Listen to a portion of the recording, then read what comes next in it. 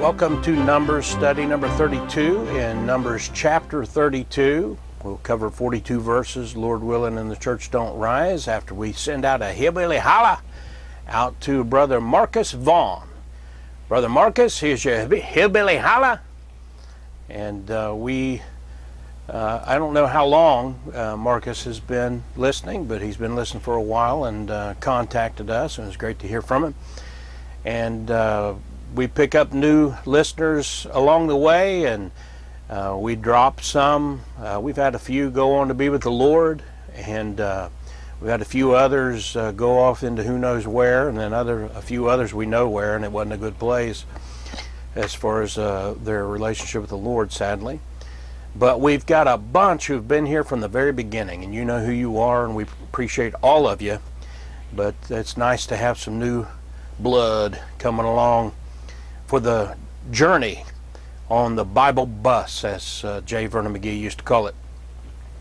So with that, let's open with a word of prayer, and we'll get into our study. Father, we thank you again for the new listeners. We've heard from several just this week.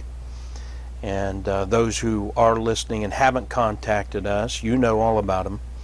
We'd love to hear from every one of them, but I'm guilty as much as anybody of just getting busy and not contacting teachers and Bible preachers through the years that I've actually benefited from their efforts. So when we all get to heaven, then we'll get to meet one another, and I can tell those fellas how much I appreciate them, and I hope to meet these folks who are listening that I may not hear from, and I know I will one day. It's all because of what you've done to save us, shedding your blood on the cross in death, and rising from the dead, conquering sin and death, coming out of that tomb, ascending to heaven, and promising to come and receive us unto yourself, that where you are, we may be also, forever and ever. And we look forward to that so much. In the meantime, find us occupying until you come, in Jesus' name. Amen. So this chapter provides some important background information. A lot of times what we read and study, especially if we haven't gone through the Bible, or we haven't gone through it enough to make the connections and connecting the dots, so to speak, it can seem unimportant. It can seem out of place. I felt that way about genealogies in the first few years of my Christian life. You find out those genealogies have important information and some fascinating facts in there as well. And the same thing's true about chapters like this one. This will help us understand other things, which help us understand the big picture and so forth. But you can rest assured, no matter what it is in the Bible, it's there for a reason. Even if even in this lifetime, may not understand it, but one day we will. We'll understand it better by and by, as the old hymn says. In this case, we're going to see this passage explains the tribes of Reuben and Gad and the half-tribe of Manasseh, which itself is the half-tribe of Joseph. It's the half-tribe of Joseph is Manasseh and Ephraim split in two, and Manasseh is one half of that, and half of that then joins with Reuben and Gad. I'm just laughing because sometimes I think I try to explain things and make it more complicated and convoluted than it ought to be, but I hope you understood what I was saying there. But anyway, Gad, Reuben, and half of the tribe of Manasseh will stay on the east bank, east of Jordan, if you look on a map. Let's just jump right in here. We're going to read the first 5 verses. As we see, verse 1, now the children of Reuben and the children of Gad had a very great multitude of cattle. So these are cowboys. And when they saw the land of Jazer and the land of Gilead, that, behold, the place was a place for cattle, grazing territory. Verse 2, the children of Gad and the children of Reuben came and spake unto Moses and to Eleazar the priest and unto the princes of the congregation, saying, verse 3, Adaroth and Dibon and Jazer and Nimrah and Heshbon and Elealah and Shebam and Nebo and Beon. Verse 4, even the country which the Lord smote before the congregation of Israel is a land for cattle, and thy servants have cattle. Verse 5, wherefore said they, if we have found grace in thy sight, let this land be given unto thy servants for a possession, and bring us not over Jordan. And sounds reasonable. It's a sane proposition for a bunch of cowboys who have a bunch of cattle and they see grazing fields fit for cattle. But the time for settling hasn't come yet. The Hebrews still had their hands full. They had a lot of work ahead of them. They had to clean out all those wicked, disgusting, nasty Canaanites from the Promised Land. And by the way, in Joshua 22, we're going to see another rift when Reuben, Gad, and the half-tribe of Manasseh erect an altar they called Ed. But that's 60 studies away, so we'll come to that sometime in the future. But such incidents explain Moses' response. These constant betrayals or seeming betrayals by the Hebrews and sometimes whole tribes puts Moses on the defensive, and it makes sense that he'd respond this way. He says in verse 6, we'll read 6 and 7 together. And Moses said unto the children of Gad and to the children of Reuben, shall your brethren go to war, and shall ye sit here? Verse 7, and wherefore discourage ye the heart of the children of Israel from going over into the land which the Lord hath given them? So Moses is understandably frustrated and angered by the proposal from the tribes of Gad and Reuben, because they didn't really explain or at least they may not even considered the full picture, the big picture. And so Moses reminds them of the lesson that they seem to have forgotten from 40 years prior. Look at verses 8 and 9. He says, thus did your fathers, when I sent them from Kadesh Barnea to see the land. For when they went up into the valley of Eshcol and saw the land, they discouraged the heart of the children of Israel, that they should not go into the land which the Lord had given them. So what happened in Kadesh Barnea, the spies came back and were freaking out over the huge giants and everything in the land. They discouraged the people, and so then they said they weren't going to go in. And so God says, well, you just blew it. And that's quite a bit different from this situation. But if Gad and Reuben had intended to set up camp and send the other tribes on into the land without them, then the comparison was much more legit. We're not told enough that I can say that's for a fact, but it appears maybe they were saying, yeah, you guys go on without us. So Moses continues his warning in verses 10 through 13. It says, and the Lord's anger was kindled at the same time, and he swears, saying, surely none of the men that came up out of Egypt from 20 years old and upward shall see the land which I swear unto Abraham, unto Isaac, and unto Jacob, because they have not wholly followed me.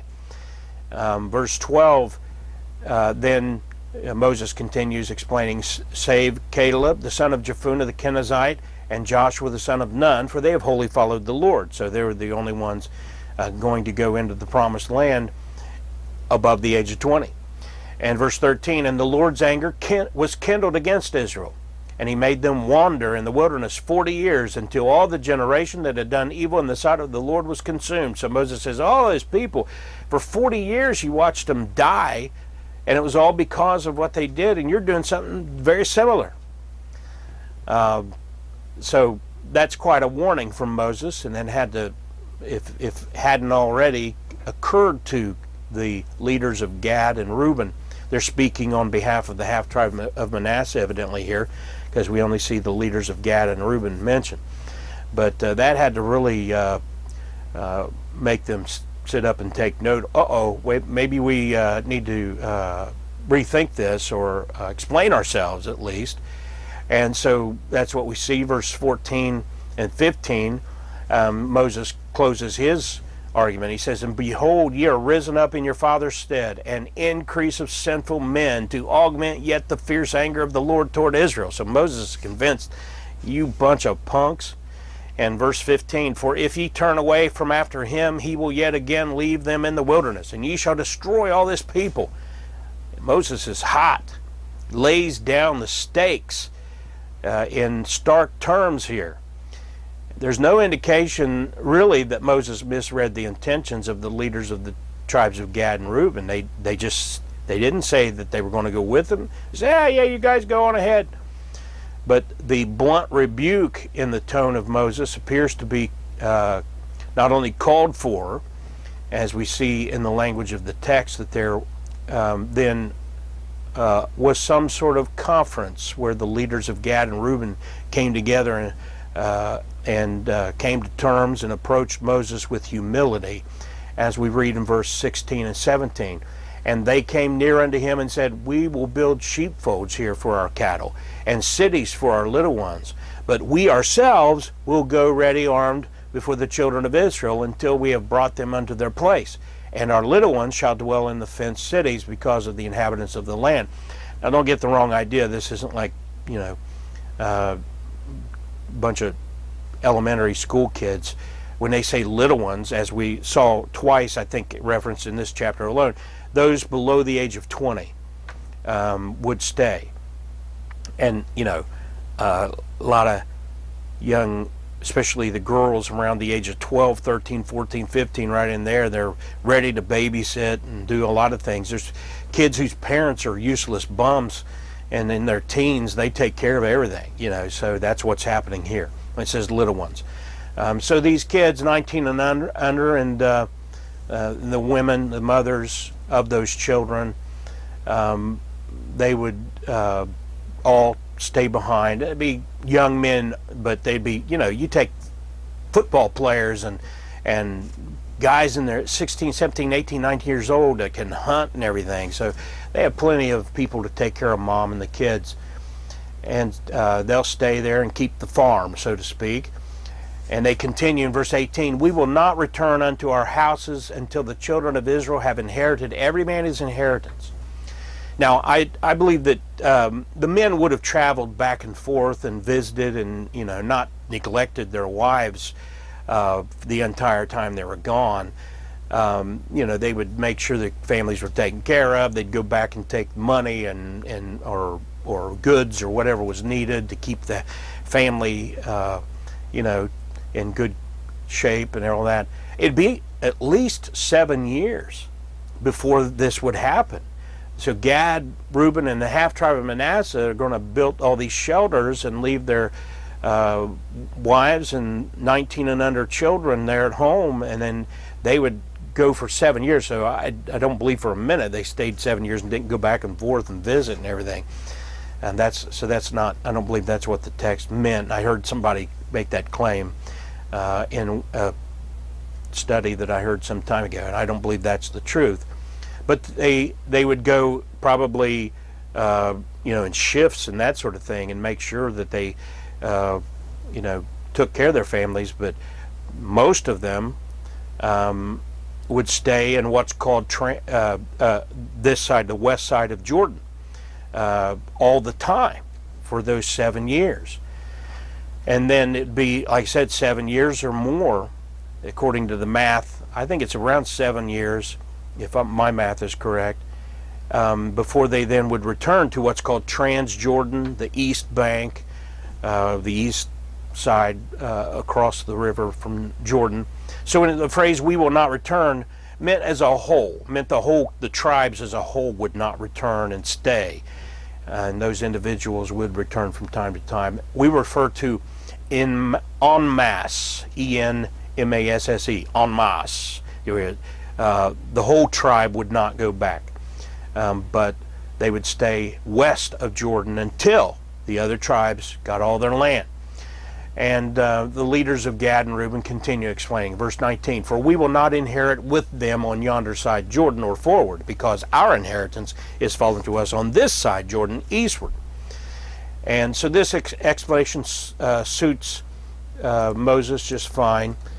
And so he responds. We see verses 20 through 22. And Moses said unto them, if ye will do this thing, if ye will go armed before the Lord to go to war, and will go all of you armed over Jordan before the Lord until he hath driven out his enemies from before him, and the land be subdued before the Lord, then afterward ye shall return and be guiltless before the Lord and before Israel and this land shall be your possession before the Lord.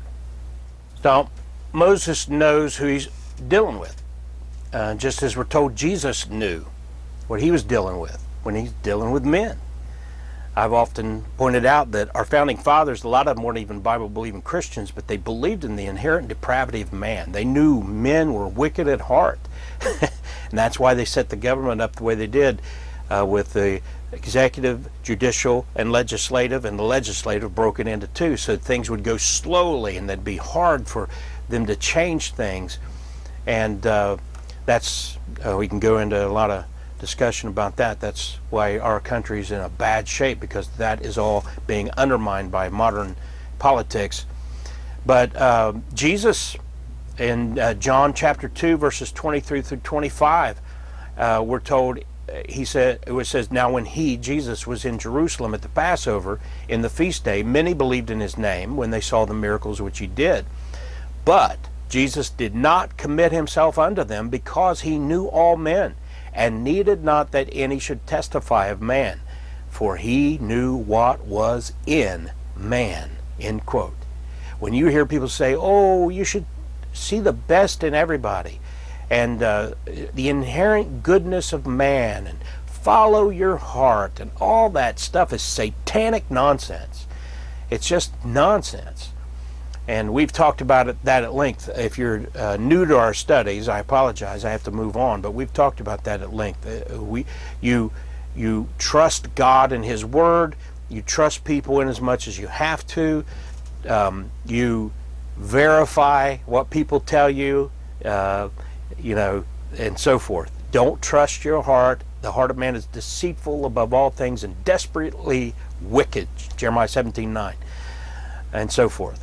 But Moses was led by the Spirit of Christ.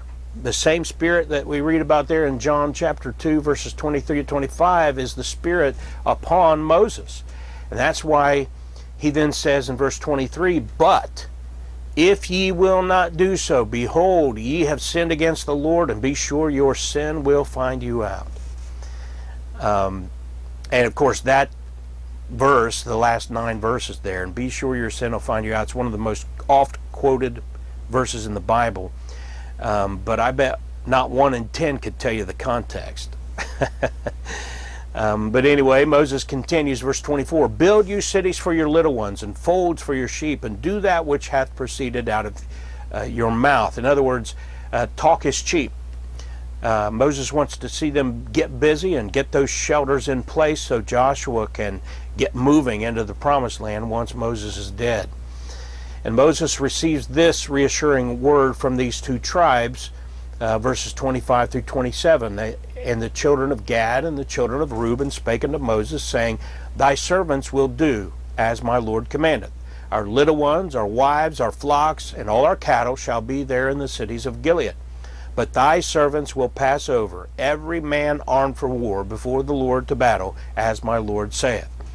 So now Moses will go to the other 9.5 tribes and get everyone on the same page, verses 28 and 29. So concerning them, Moses commanded Eleazar the priest and Joshua the son of Nun, and the chief fathers of the tribes of the children of Israel. And Moses said unto them, if the children of Gad and the children of Reuben will pass with you over Jordan, every man armed to battle, before the Lord, and the land shall be subdued before you, then ye shall give them the land of Gilead for a possession. He said, so if they go over and they fight and help you clear the land and everything gets settled, then you're to make sure they're able to settle in their possession in Gilead. So Moses has to get these things settled because, as I mentioned, he's been told that his days are numbered and he won't be there to lead the Hebrews into the promised land. And again, Moses takes precautionary measures. He has the word of the leaders of the tribes of Gad and Reuben, but he knows he's still dealing with sinful men. So verse 30 says, but if they will not pass over with you armed, they shall have possessions among you in the land of Canaan. And so if they renege on their promise, then forget about it. They're not to stay in Gilead. You'll make them come back over this side of Jordan. But thankfully that doesn't happen. We'll see as we get into the book of Joshua sometime from now that doesn't become necessary. But then we're told in verse 31 and 32, and the children of Gad and the children of Reuben answered, saying, As the Lord hath said unto thy servants, so will we do. We will pass over armed before the Lord into the land of Canaan, that the possession of your inheritance on this side Jordan may be ours. So they're being insistent that they're going to do what they're supposed to do, and that they're serious. They mean business, and that turns out to be the case. So, verse 33 says, And Moses gave unto them, even to the children of Gad, and to the children of Reuben, and unto the half the tribe of Manasseh, the son of Joseph, the kingdom of Sihon, king of the Amorites, and the kingdom of Og, king of Bashan, the land with the cities thereof, and the coasts, even in the cities of the country round about. Now he gives it to them on a basis of agreement that they have to come in on the west side and the rest of the land and help the 9.5 remaining tribes, 8.5 if you don't count Levi, who doesn't have a land possession. And they have to get settled into their land before they can then actually go and take possession of that land, where they're going to leave their wives and their children and with the cattle, with the shelters all set up and everything. So that brings us to the end of chapter 32. We close out with a description of the land grants. We'll read these and then make some closing comments with the time remaining. But we start with the tribe of Gad, verses 34 through 36. And the children of Gad built Dibon and Ataroth and Eror and Atroth, Shophan and Jazer and Jogbeha and Beth Nimrah and Beth Haran, fenced cities and folds for sheep. So they built shelters, basically. I'm sure there wasn't anything, magnificent about it, but good enough for the women and the children to live in, and folds for the sheep and so forth. And then continuing through verse 37 and 38, we then see he gives the tribe of Reuben some cities east of the Jordan River. Verse 37 says, verse 37, and the children of Reuben built Heshbon and Elealeh and Kirjathaim and Nebo and Baal-meon, their names being changed, and Shibmah, and gave other names unto the cities which they builded. And then we're told the inheritance which is given to the half tribe of Manasseh that's going to stay on the east side of Jordan permanently. And so we're told which leaders of Manasseh that stay over there. Verses 39 through 42 says, And the children of Machir, the son of Manasseh, went to Gilead and took it and dispossessed the Amorite which was in it. Verse 40, And Moses gave Gilead unto Machir, the son of Manasseh, and he dwelt therein. Verse 41, And Jair, the son of Manasseh, went and took the small towns thereof, and called them Havoth Jair. And verse 42, And Nobah went and took Kenath, and the villages thereof, and called it Nobah, after his own name. And with that, we're done with the chapter, but I want to just make some closing remarks here about the dispossession of the Canaanites. Because you hear people say today that the Jews have stolen the land from the Palestinians and Palestinians, or whatever they call them. That's a made-up people. There's no such thing as Palestinians in any real sense of the word. Those people calling themselves Palestinians are actually Egyptians for the most part, and some came down from Lebanon, some Jordanians, but they're not people who have for generations lived in that land as they claim. The land belonged to the Jews originally before it was taken, or if you want to say stolen, if we want to continue using that loaded terminology. It was stolen from them. Nearly 3,500 years ago, Joshua led the Israelites into the land and took it from the Canaanites.